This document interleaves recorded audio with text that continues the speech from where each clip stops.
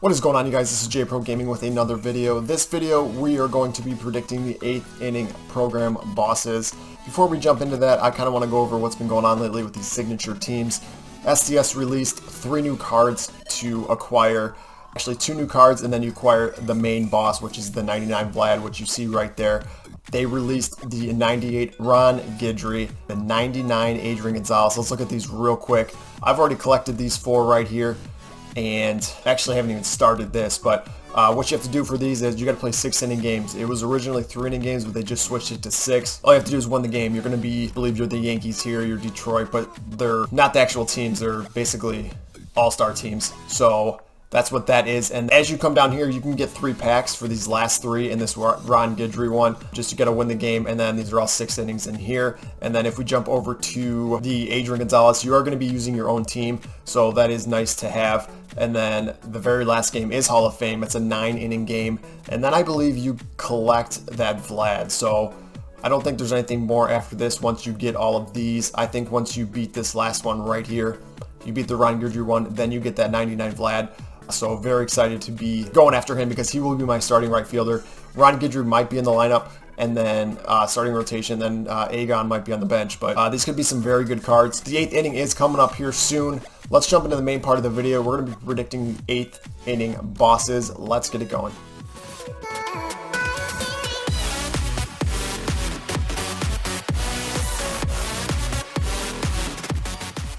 Alright, this first boss is a boss that I previously predicted in a previous video. It was a 6th inning prediction, but he has not been in the game yet. And the boss I'm going to be predicting here for the 8th inning is the 99 overall Albert Pujols. I believe he will be getting a signature series card, whether it's the 8th inning or the 9th inning, or if they somehow put him in a headliners pack. I am not sure. But let's go over some numbers. If you did not see that previous video, these are the same exact stats, same exact card, but let's jump into it just in case you didn't see that one. Alright, so a little background on Albert Pujols. He played from 2001 until the present. He is currently on the LA Angels. He spent majority of his career with the St. Louis Cardinals. 2001, he was Rookie of the Year, where he hit 329, 37 home runs, and 130 RBIs. He's been a 10-time All-Star, 3-time MVP in 2005, 2008, and 2009. He's been a 6-time Silver Slugger Award winner.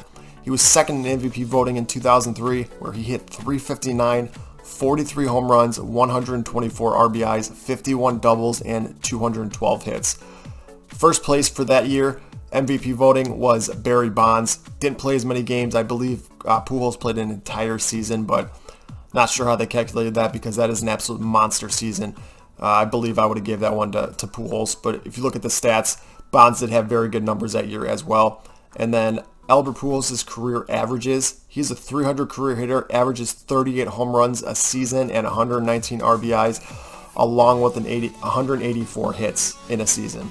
So, as we go over those numbers, let's go over the card here real quick, what I came up with. So compiling these numbers and looking at previous games on Albert Pujols cards, the Immortal, looking at his career stats and whatnot, this is what we came up with. He will be a first baseman, of course. Secondary would be left field, also third base. Contact versus right would be 112, contact versus left 125, 116 power versus right, 122 versus left, 110 vision, 110 discipline, 125 clutch, 84 durability, 80 fielding, 73 arm strength, 73 arm accuracy, 72 reaction, 58 speed, 52 stealing, and 52 base running aggressiveness. This was his 29-year-old season. I believe he was an MVP that year, if we look back, but this is a card that will be coming. I am not sure when, if it's this 8th inning or the 9th inning. He just got that Jeff Bagwell to compete with Lou Gehrig, Frank Thomas. So you'll have some options once this Albert Pujols drops. We'll see if he will be in the 8th inning program. Let's jump into the next prediction. Alright, this next prediction is a card that is being talked about a lot lately. We just got revealed on Twitter from MLB The Show that a new legend or a big legend will be coming into the game on Tuesday. They're going to be revealing that. Today is Saturday, the 28th of September. So depending on when I drop this will depend on if this player will be an 8th inning boss or how they will reveal who it is. But the 8th inning program boss I think could make their way into the game is a 99 overall Ted Williams. He's been talked about a lot. I know a lot of people are expecting this card to be in here along with Babe Ruth. let's go over some numbers that I came up with and some career stats that if you didn't know about Ted Williams back in the day, this guy was an absolute monster. So let's go over some numbers. He's played all of his seasons with the Boston Red Sox from 1939 to 1960. He was a two-time MVP award winner in 1946 and 1949. He was a 17-time All-Star, and he was in MVP voting 18 times. He took 3 years off from 1943 to 1945 to go off to the military, and the year he came back, 1946, it was like he never left. He hit 342 with 38 home runs and 123 RBIs. In 1941, his batting average was 406. Career average at 344, 37 home runs and 137 RBIs. And in 1949, one of his MVP seasons, he hit 343 with 43 home runs and 159 RBIs. This player, Ted Williams, was an absolute monster at the plate. I didn't realize how good he was until I started looking up some of his numbers, and he was consistently hitting 320, 330, 340 his entire career. So when he went off to the military, he came back, and like I said, it's like he never left. He was hitting 340 right away, and he was in the All-Star game almost every season that he played, and he was definitely in the MVP voting in every single season just about. So a very dominant left fielder. Let's go over some numbers I came up with. So looking at some numbers from his 99 Immortal last year, looking at his stats, we're going to base this off his 30-year-old season. He was a left fielder. Secondary position would be right field. He was obviously left-handed batter, throws right-handed. 6'3", 205. Very good hitter. He's always hitting 340, 350, so his contact would be at 125 and 124. Power versus right would be at 121. 108 power versus left. Good vision at 120. Good discipline 122, and good clutch at 125. Durability will be at 99. He was not known for his fielding. Obviously, he was more of a hitter, but we'll put his fielding at 72, arm strength at 70, arm accuracy at 78, and then reaction at 70. 56 speed, 33 ceiling, and 18 base running aggressiveness. A lot of people are expecting him to come in along with Stan Musial and Babe Ruth as well. But like I said, looking up the numbers on Ted Williams, going back to 1939 to 1960, he was an absolute monster at the plate. This is one of those cards that last year I really enjoyed using his Immortal, and he was actually one of my best hitters throughout the entire year when I picked him up from there on out. So if this card does come into the game, this will be a card I'll definitely be looking at, even though I don't like having a lot of lefties on my team. These numbers, if it's based off of some numbers that I saw, and his Immortal could be a very dominant hitter. Let's go into the final boss, who I think could make his way into the game. This is a new player who no one's really talking about, who deserves, I think, a place. He is in the Hall of Fame. He deserves a position in this game, and he will be a highly sought after card if he does make his way in. So let's jump into the next one here. So this next card that's coming into the game, he was a pitcher, a left-handed pitcher, a very, very tall left-handed pitcher, but threw 98 miles an hour. We are going to be adding the 99 overall Randy Johnson. This card, looking at his numbers, I didn't realize how dominant he was later in his career. When he was 35, 38, he was still putting up numbers like he was 26. So let's go over some of his numbers and his career highlights. Randy Johnson played from 1988 to 2009. He was mainly with Seattle and Arizona, but he started off his career in Montreal. Also played with Houston, the New York Yankees, and at the very end, the San Francisco Giants. He was a 5-time Cy Young Award winner in 95, and then in 4 straight years with Arizona from 1999 to 2002. He was a 10-time All-Star.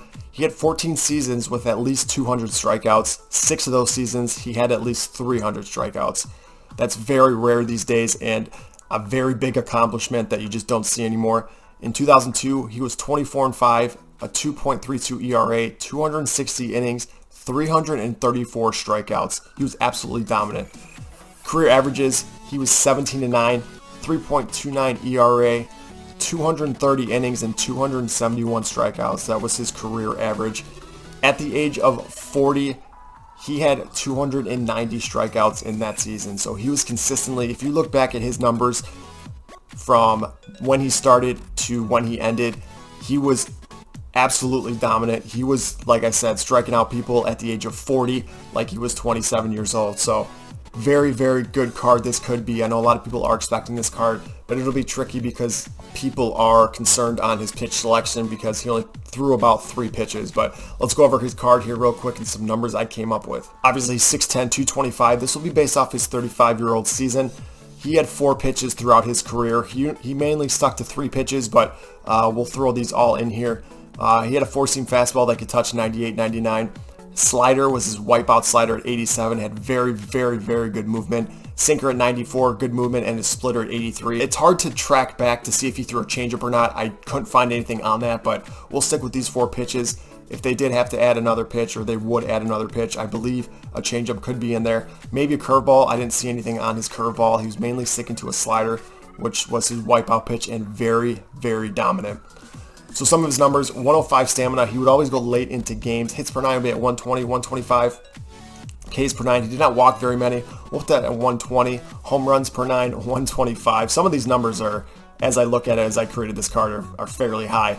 He was dominant, but he still gave up his fair share of runs and home runs. So yeah, his clutch would be at 115. He had good control, 92. Velocity would be at 99, and his break would also be at 99. Like I said, he had a wipeout slider that he was mainly known for, and obviously his fastball could touch 98 miles an hour. So it is the 8th inning program. I'm not 100% sure they will throw him in here. This would be a very fun card for a lot of teams. We will see if he will get a card. Not 100% sure he will. Could be a fun card though. So that is going to end the video here. Those are my predictions. We had Randy Johnson, Albert Pujols, and a 99 Ted Williams. I believe 2 of those for sure will be in the game. Randy Johnson could be a fun card. I want to thank you guys for watching. Leave your comments, your predictions down below in the comments section. Follow me on all social media. I am on Twitter, Twitch, Instagram, and obviously here I am on YouTube as well. All those are JProGaming27. You can catch me streaming on Twitch Monday through Friday. It does vary. Sometimes on the weekends. It is usually after 7 p.m. Central Standard Time. Make sure you subscribe, or actually follow me on there and hit that notification bell so you know when I do go live. But these are my 8th inning predictions. Hopefully you guys enjoyed them. Like I said, leave your comments section below who you think will be the 8th inning bosses, and I will see you in the next video.